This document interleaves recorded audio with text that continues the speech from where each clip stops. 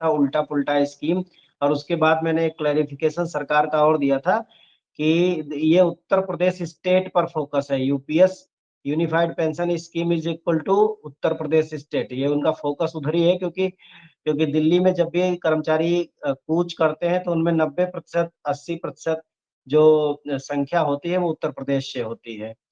दूसरी बात, आज जो हम लोगों ने कैंपेन चलाया वी वांट ओपीएस, तो ये 24 अगस्त के जो फैसले आए हैं, जो लोगों की एक्सपेक्टेशन थी, उसके खिलाफ आया है। भले ही यूपीएस से। जी चंदन जी, आपकी आवाज नहीं आ रही है, शायद आप कुछ कह रहे हैं मैं कुछ। मैं जी जी, मैं भी लोगों को थोड़ा समझाता हूँ कि मैं 24 अगस्त का फैसला, आप यानी कि आप कह रहे हैं कि जो यूपीएस का फैसला था, है ना, जो यूपीएस के जी लिए जी सरकार ने बिल्कुल। फैसला। जी, जी जो यूपीएस के ऊपर जो सरकार ने जो उसका लब्बो लुआब जो पेश किया है, तो ये ठीक बात है कि वो उन लोगों के लिए जिनकी सर्विस कम साल की है, 20 साल के अंदर जो लोग रिटायर हो रहे हैं और उनका एनपीएस में पैसा ही नहीं कटा, तो एनपीएस में तो उनको कुछ भी नहीं मिलेगा, ये तो तय है। अगर वो एनपीएस में रिटायर हो चुके हैं, जिनको 1000-2000 की पेंशन मिल रही है, उनके लिए तो यूपीएस में कहूंगा कि सब कुछ तो नहीं है, लेकिन सब कुछ से कम है, लेकिन कुछ नहीं से बेहतर है। एनपीएस से बेहतर है, लेकिन ओपीएस से खराब है। मैं ये बात कहना चाह रहा हूँ। तो लेकिन जो लंबी सर्विस करेंगे, जिनका पैसा डे वन से कट रहा है, 30 साल 32 साल की नौकरी में रहेंगे, उनके लिए यूपीएस तो एनपीएस से भी ज्यादा खराब साबित होगी रिटायरमेंट पर। तो हम इस बात को कि we are not satisfied with unified pension scheme, तो आज हमने Indian railway movement for old pension scheme और जो हमारा all India NPS employees federation है, जो हम जिसको हम जिसके बैनर तले जो हम आंदोलन चला रहे हैं, national mission for old pension scheme Bharat pension बहाली के लिए, तो इन दोनों ने मिलकर के इस कार्यक्रम का बहुत मतलब शॉर्ट ड्यूरेशन में, हमने परसों ही तय किया था कि हम ट्विटर कैंपेन चलाएंगे। और परसों भी आधे दिन के बाद हमने तय किया कि हम ट्विटर कैंपेन चलाएंगे। तो हमें केवल कल का दिन मिला, लोगों से हम कनेक्ट भी नहीं कर पाए, लेकिन बावजूद उसके लोगों ने बहुत साथ दिया। जम्मू कश्मीर से लेकर के कन्याकुमारी तक, अरुणाचल से लेकर के गुजरात तक बहुत सारे लोगों ने सपोर्ट किया। मैं उनको आपके चैनल के माध्यम से भी बहुत बहुत धन्यवाद ज्ञापित करता हूँ, उनको बधाइयाँ भी देता हूँ, उनको शुभकामनाएँ भी देता हूँ कि आपने बहुत कम समय पर बहुत तेज़ी के साथ, आज जबकि आज गणेश चतुर्थी थी, आज पूरे ट्विटर पर रणवीर और आलिया फेमस हो रहे थे, आज यादव समाज चल रहा था, उनको बेटी हुई है, उनको भी शुभकामनाएँ भाई, उनको बेटी हुई है, लक्ष्मी प्राप्त हुई है। और मतलब आज का जो दिन था ना, बड़ा मतलब अजीबो-गरीब था।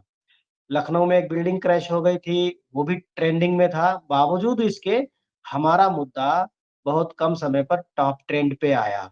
भले ही वो कम देर के लिए रहा, फ्लक्चुएट करता रहा, कभी टॉप 1 पे आया, कभी टॉप 2 पे आया, कभी टॉप 3, टॉप 5 तक तो वो बना रहा हमें लगातार कई घंटे।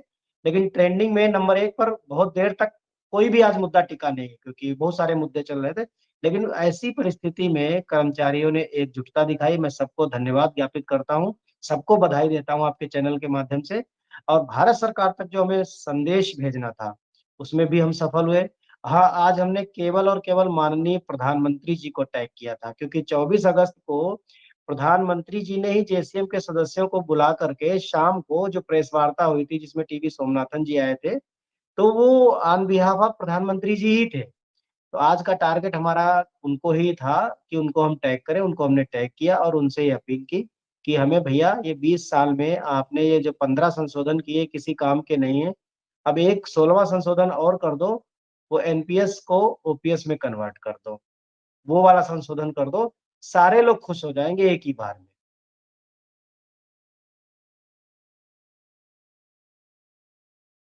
जैसे, जी अब चंदन। जैसे आपने बात की सोमनाथन जी की, उसको लेकर भी आज जो है शिव गोपाल जी ने एक नई बात बताई कि जो बीआरएस को लेकर, जो वो पहले कह रहे थे कि बीआरएस तत्काल मिलेगा, लेकिन अब वो आज कह रहे थे कि बीआरएस जो है 25 साल के पहले, जो 25 साल के पहले रिटायर हो रहे हैं उनको बीआरएस तुरंत मिलेगा, और जो 25 के बाद हो रहे हैं उनको वेट करना पड़ेगा।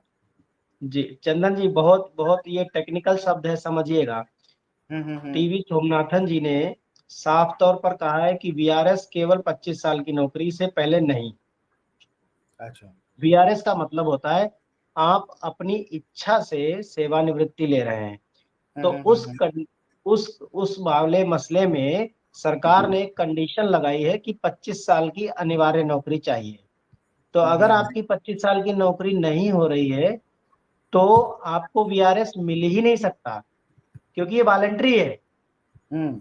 25 साल चाहिए, यानी कि 24 साल 6 महीने की जिसकी नौकरी है वो भी वीआरएस नहीं ले सकता। उसके लिए कम से कम 24 साल 9 महीने कम से कम पूरे हों। और वॉलंटरी में पूरा कंसीडर किया जाता है, मतलब 25 साल का मतलब 25 साल ये ओके। होता है, मतलब 24 साल 11 महीने कुछ दिन, तब जाकर के 25 साल कंसीडर कर सकती है सरकार।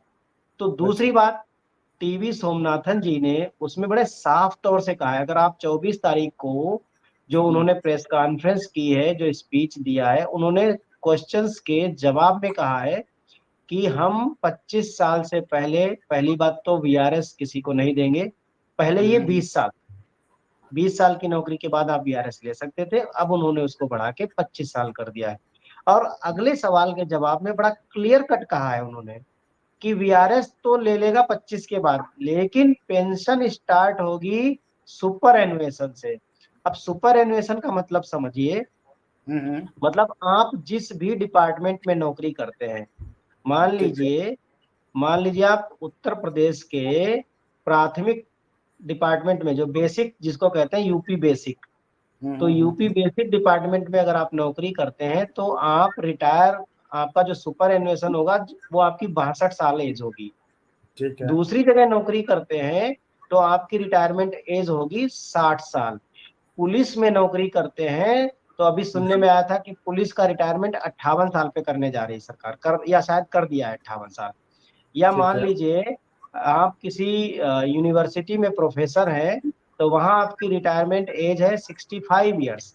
तो हाँ, इसे जैसे कहते हैं, डॉक्टरों का भी जैसे 62 है सरकारी जी विभागों जी, में। तो इसे कहते हैं सुपर एनुएशन। सुपर एनुएशन का मतलब जो रिटायरमेंट की एज निर्धारित की गई है।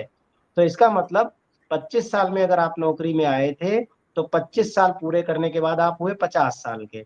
50 साल पर आप वीआरएस लेंगे, लेकिन आपको पेंशन मिलेगी अगले 10 या अगले 12 या अगले 15 साल के बाद, जैसे डिपार्टमेंट में आप हैं।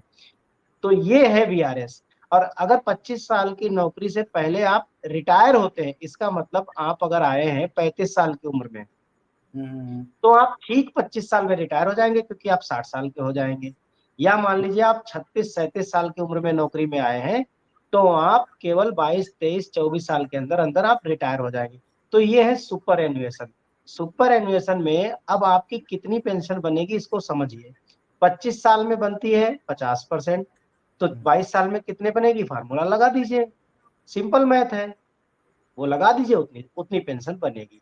आप 15 साल की नौकरी पे ही रिटायर हो रहे हैं, मान लीजिए आप 45 साल की उम्र में नौकरी पे आए, उत्तर प्रदेश में हम्म। एडेड स्कूल्स में टीचर बनते हैं, इतनी एज पे आते हैं नॉर्मली, बहुत सारे लोग ऐसे आते हैं 40-45 साल की उम्र में, तो वो जी। 15 साल बाद रिटायर हो जाएगा। तो 15 हम्म। साल में उसी के अनुपात में उसकी पेंशन बनेगी। हाँ, ये जरूर कहा गया है कि 10,000 से किसी की पेंशन कम नहीं होगी, 10,000 प्लस डियरनेस अलाउंस। इससे अच्छा। कम अगर बनती है तो सरकार उसको 10,000 प्लस डियरनेस अलाउंस देगी, ये बात।